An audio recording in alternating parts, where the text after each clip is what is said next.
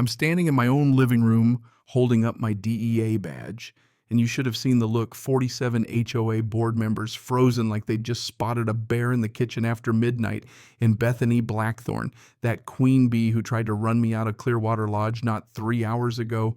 She's shaken so hard her diamond earrings are making music of their own. Yeah, that happened.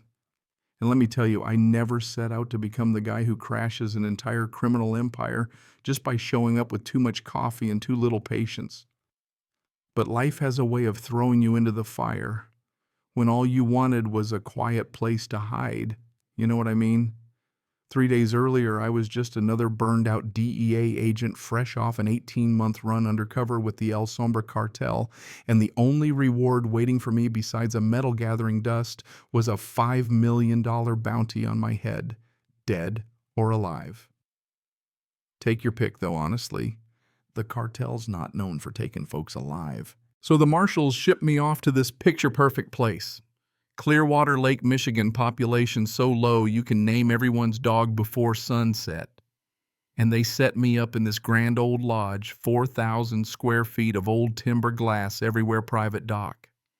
The kind of place you'd expect a Bond villain to own, not a guy who's just trying to disappear. But right from the jump, nothing felt right.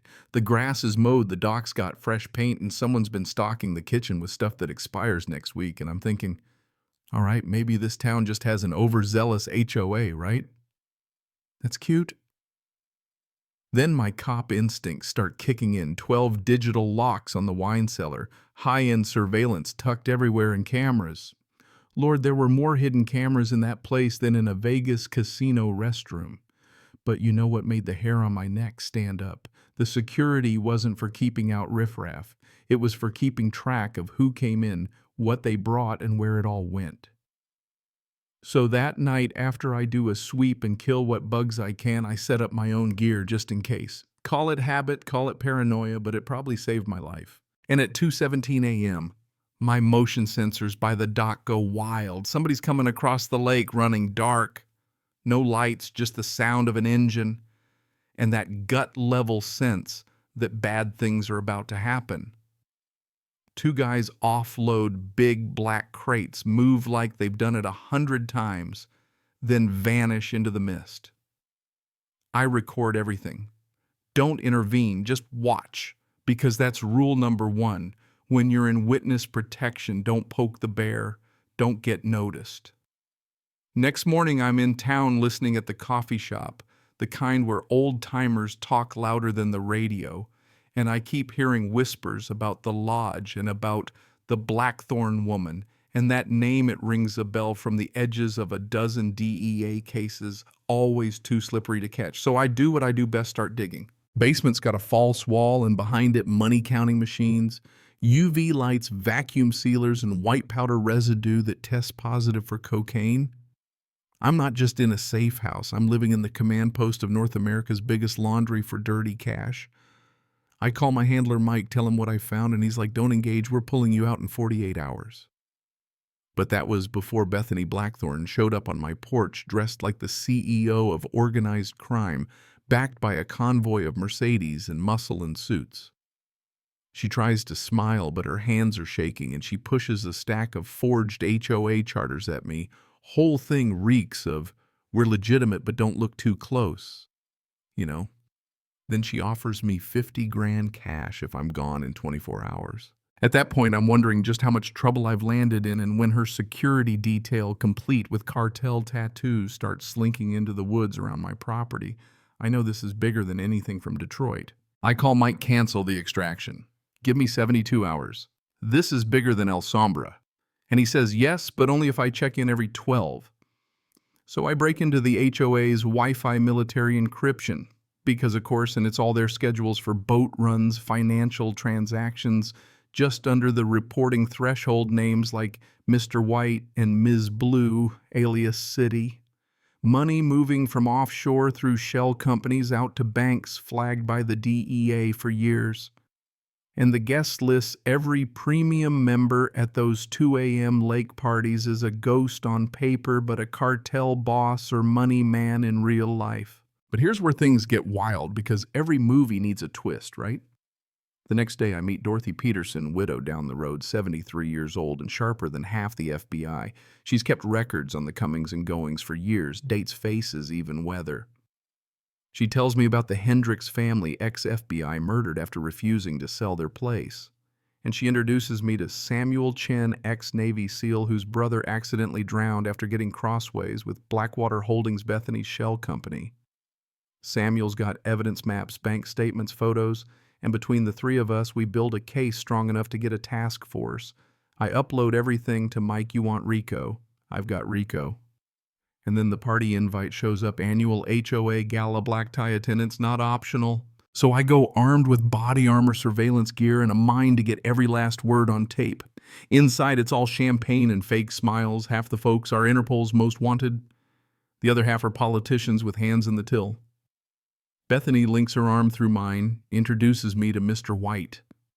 Real name Juan Castillo, wanted for murder in Colombia. Ms. Blue, ex-FSB, packing heat. And Dr. Green from Shanghai, laundering money for half of Asia. Bethany toasts our newest member, and I can feel the room tighten. That's when I hear helicopters and I know Mike's come through. I raise my glass. And to the federal task force about to surround this building, you could hear a pin drop. Then I pull my badge, DEA. Everybody's under arrest. What happens next is beautiful. Mayhem agents storm the place, people running guns drawn, Bethany screaming as the cuffs click on Victor Blackthorne, fighting like a cornered wolf before the tasers drop him. By sunrise, 127, arrested $450 million, seized 2 tons of coke and evidence, and every corrupt official in the county headed to federal lockup. Bethany in handcuffs and high heels hisses at me, "You destroyed everything." And I look her dead in the eye. "No, you did. I just made sure you paid for it." Her trial is a circus. She tries to cut a deal, gives up everyone, and suddenly there are raids from Miami to Macau, RICO charges everywhere. Victor Life and Florence Supermax still cursing me from his cell. And you know what the kicker is? They'd been renting my safe house on Airbnb as an ultra-luxury executive retreat, 10 grand a week, bookings full of cartel bosses and arms dealers, 5-star reviews from ghosts and dead men. Dorothy becomes interim HOA president, gives every stolen home back to the families. Samuel gets elected sheriff, fires the whole corrupt department. And for the first time in decades, people aren't scared to walk by the lake at night. The lodge itself becomes the DEA's new financial crimes training center. Yeah, they put my name on the plaque, even gave me a Medal of Valor, though all I really wanted was peace and a strong cup of coffee on that deck. 6 months later, I'm back there. New prosecutor in town, Isabella Cruz. Toughest woman I've ever met. Brilliant, all business, and more than a match for any cartel lawyer. We get married right there on the dock. Dorothy officiates Samuel's my best man, and half the FBI crashes the reception. They pass the Knox Act in Congress, make federal audits mandatory for HOAs, and Clearwater Lake becomes a case study at Quantico for how to spot criminal empires hiding in plain sight. Bethany dies in prison. Victor's found dead in his cell. Cartels have long memories, I guess. But the lake clean as glass, kids fishing off docks, community garden wins awards, and folks finally trust their neighbors again. I keep the lodge host cookouts, watch the sun burn the mist off the water, and every so often Mike calls with a, "Hey, there's another HOA down in Florida doing shady stuff." And I just laugh, tell him to send the file. Because truth is, nobody really retires from chasing justice. Not when you've seen what people like Bethany can do if nobody stands up to them.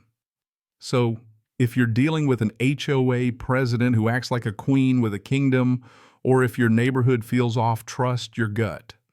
Sometimes the badge is just for show, but sometimes it's the difference between a nightmare and a fresh start. Drop a comment if you've ever had to fight back against HOA tyranny, or if you've got your own story about standing up when it would have been easier to back down.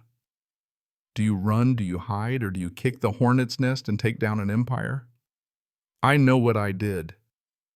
The question is, what would you do?